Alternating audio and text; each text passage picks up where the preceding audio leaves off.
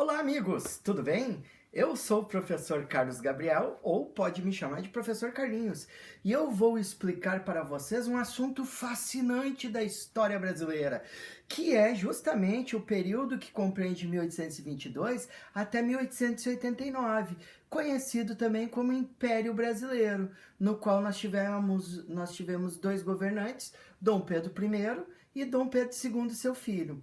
Algumas ideias nós vamos estar trabalhando nesse vídeo, principalmente o primeiro reinado. O segundo reinado ficará para um próximo momento numa sequência. Dessas ideias então iniciais, a gente tem que entender que é um processo bem longo, que ele começa em 1820.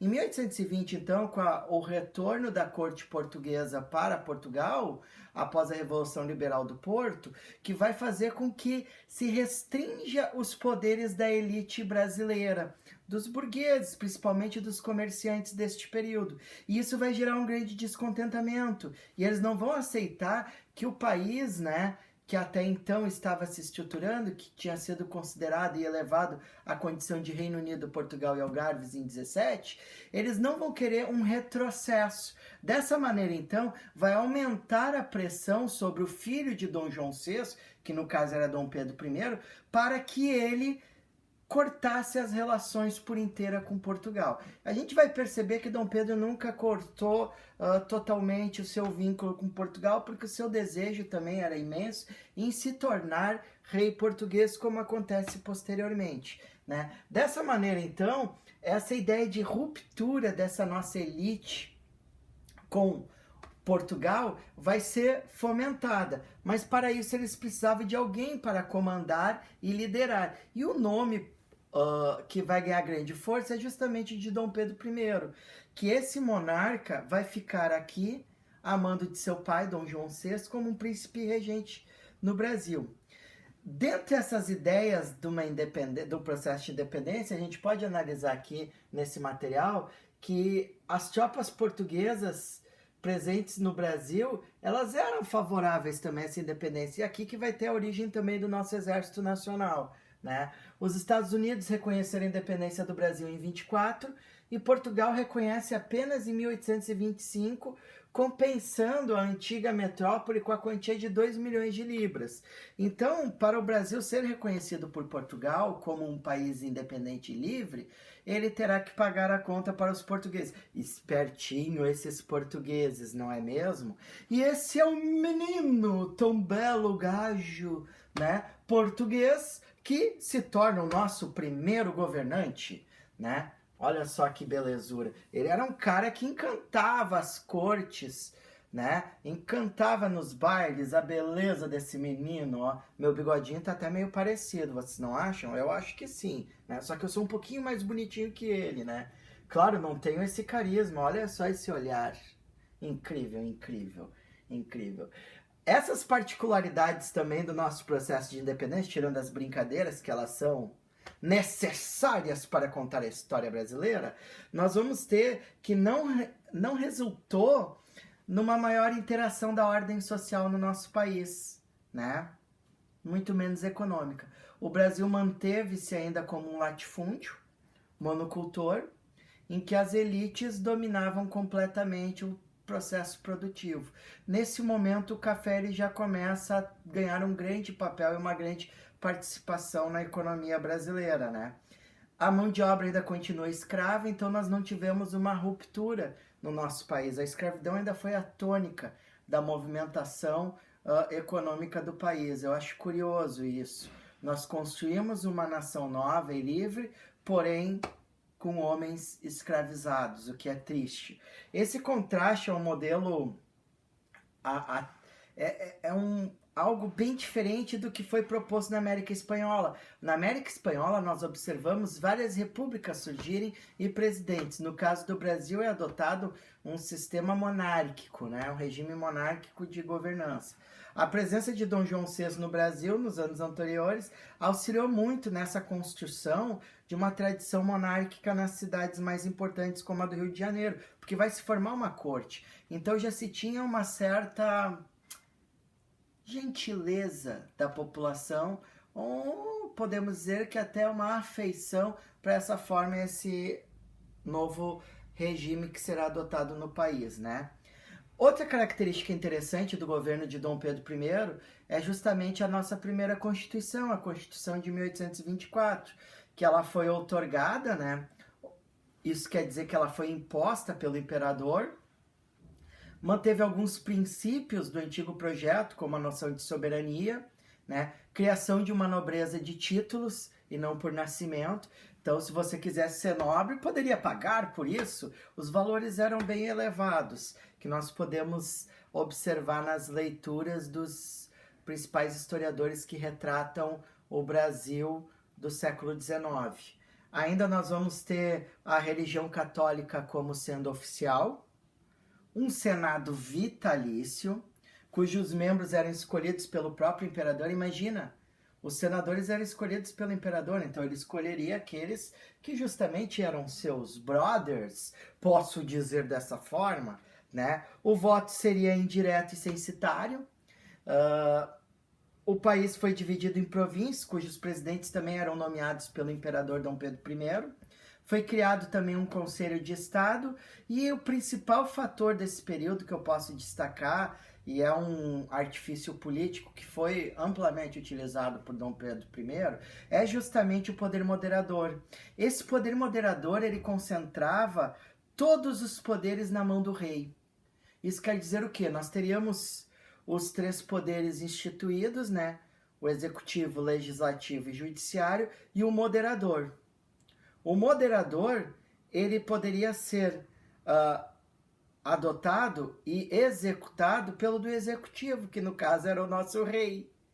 Dessa forma, então, ele teria dois poderes. Lembrando que juízes ele também escolhia. E do legislativo, senadores ele escolhia. Isso quer dizer o quê? Nós temos um atelamento político na figura centralizadora de Dom Pedro I. Vários biógrafos dele apontam ele sendo tendo uma personalidade muito centralizadora, né? Dos fatos que aconteceram importantes e marcantes nesse período, nós temos a Guerra da Cisplatina, que foi de 1825 a 1827. A província da Cisplatina, ela promulgou, né? E ela proclamou a sua independência em relação ao Brasil, incorporando-se às Províncias Unidas do Rio da Prata, que seria posteriormente reconhecida como Argentina. Né? A guerra se desenvolveu entre o Brasil e Buenos Aires, sendo um desastre militar para os brasileiros. A Inglaterra, ela mediou essa situação, garantindo a independência do Uruguai. Então nós vamos ter essa nova característica. Quando a Inglaterra entrou, claro que eles vão querer um novo país se originando aqui na América do Sul. Dessa forma, então, eles vão criar e autorizar que o Uruguai, né, República Oriental do Uruguai, ela seja consolidada. Outra característica também que aconteceu nesse período, várias dificuldades econômicas, né? Gastos com militares, principalmente nas questões da Guerra da Cisplatina, decadência do Banco do Brasil, desvalorização da moeda brasileira e aumento dos preços dos produtos importados. Lembrando que o Brasil importava muita coisa nesse período. Hoje nós ainda preservamos algumas dessas características. A nossa balança comercial ela não anda tão favorável assim, tão equilibrada. O exército foi se afastando do imperador Dom Pedro I por causa dessas várias questões militares e falta de pagamento de soldos também. E a alta cúpula estava descontente com as derrotas militares e a presença de oficiais portugueses no posto de comando. Até porque, galera, nós temos que perceber que Dom Pedro I, ele era português. Então ele vai se cercar de militares da tradição portuguesa. E o alto comando era todo português. Ainda outra coisa que a gente vai perceber é que esse exército era formado por membros de setores mais populares, desses centros urbanos que estão surgindo. E também eram recrutados de forma obrigatória. E viviam em péssimas condições. Ainda eu posso destacar para vocês algo bem bacana, é justamente o período regencial, que vai ser esse momento em que nós vamos ter grandes mudanças. A primeira coisa, né, que nós vamos ter é que Dom Pedro, ele abdica em nome de seu filho Dom Pedro II, que era uma criança que estaria completando 5 aninhos. Dessa forma, então, vários grupos políticos vão se unir e tentar disputar o poder. Já os portugueses, que formavam uma corrente de restauradores, pedia o retorno de Dom Pedro I, né? Dessa forma, então, foi decidido que algumas regências organizariam a nossa vida política. A primeira vai ser a trina provisória, que é de 1831. Ela era ligada ao grupo liberal no poder. Nós vamos ter algumas personalidades importantes, como o Pereira Campos, né? O José Joaquim Carneiro de Campos, o Francisco de Lima e Silva, que posteriormente se tornou o Duque de Caxias, né? A Câmara dos Deputados teve seus poderes ampliados, tendo o direito de interferir nas ações do governo regencial, atuando por breves 2 meses, essa regência ficou, né? E ela foi escolhida a nova regência, a regência trina. Dessa forma, então, a trina permanente, ela estará organizada de 1835 até 1837, né? Na trina permanente, nós vamos ter, então, a oficialização de Francisco Lima e Silva, trina, sempre 3 no comando, o João Braulio Muniz e José da Costa Carvalho. O Ministério da Justiça, como a gente pode perceber, foi delegado ao padre Diogo Feijó, que depois vai ser um dos regentes também mais destacados desse período, que se incumbiu da tarefa de retaliar qualquer revoltas que ameaçasse a ordem nacional, não reconhecesse os poderes da nova administração. Vai ser um período de muitas revoltas no nosso país, né? Para tanto, criou a Guarda Nacional, e a Guarda Nacional ela vai adotar toda uma casaca especial, e o imperador Dom Pedro II vai ser pintado em alguns quadros que depois serão difundidos na época, sempre usando o uniforme da Guarda Nacional. Então seria uma honra para que as demais pessoas também se alistassem a esta guarda, né? Muitos dos chefes dessa milícia que foi criada, eles eram fazendeiros que compravam junto ao governo o título de coronel. E é nesse momento que observamos a ascensão de políticos regionais e dos latifundiários brasileiros, né? Outra característica que nós vamos ter, posteriormente, 35 a 37, é justamente a regência una do padre Feijó. Esse regente tomou posse enfrentando oposição até dentro do próprio partido e uma grave situação de agitação no país. Uma das coisas que ele tentou fazer no quadro político foi justamente criar um novo partido e denominou esse partido como progressista. Algumas das ideias que esse partido defendia, né, era que ele retornasse à situação anterior ao ato adicional, que é essa condição política e institucional anteriores às medidas descentralizadoras, que o regente pudesse ter mais poderes, por assim se dizer. Devido a essa política liberal e considerada radical por muitos na época, né, ele acaba isolado e renuncia ao cargo. E aí nós vamos ter a regência una de Araújo de Lima, que era um regresso conservador. Foi, então, estipulada a lei interpretativa do ato adicional de 1837, e uma das falas do pessoal dessa regência era justamente essa, né? Fui liberal, então a liberdade era nova no país, estava nas aspirações de todos, mas não nas leis. O poder era tudo, fui liberal. Hoje, porém, é diverso o aspecto da sociedade. Os princípios democráticos tudo ganharam e muito comprometeram. A sociedade, que então corria risco pelo poder, corre agora risco pela desorganização e pela anarquia, como então quis. Quero hoje servi-la, quero salvá-la, e por isso sou regressista. Bernardo Pereira de Vasconcelos, né? Muitos defendiam a ideia desse regresso justamente por causa das várias revoltas que estavam acontecendo no território brasileiro. Imagina, nós não temos mais um comando, não temos mais um presidente que assim seja. No caso, nós tínhamos um imperador, mas ele abdicou em nome do seu filho, que era uma criança, e que só poderia assumir pela Constituição quando fosse maior de idade, né? E aquela mesma Constituição, ela limitava que poucos votassem, como eu já falei para vocês. Estipulava uma religião também, a religião oficial do governo, que seria a católica. Então, várias mudanças nós vamos ter, como a pessoa que foi um dos principais nomes da nossa independência já havia abandonado, por assim dizer, o trono. Dessa forma, então, a gente vai ver que as elites provinciais, elas vão tentar de todas as formas ocupar esse local de prestígio que não era de destaque para um líder, no caso na nossa capital federal, que era o Rio de Janeiro.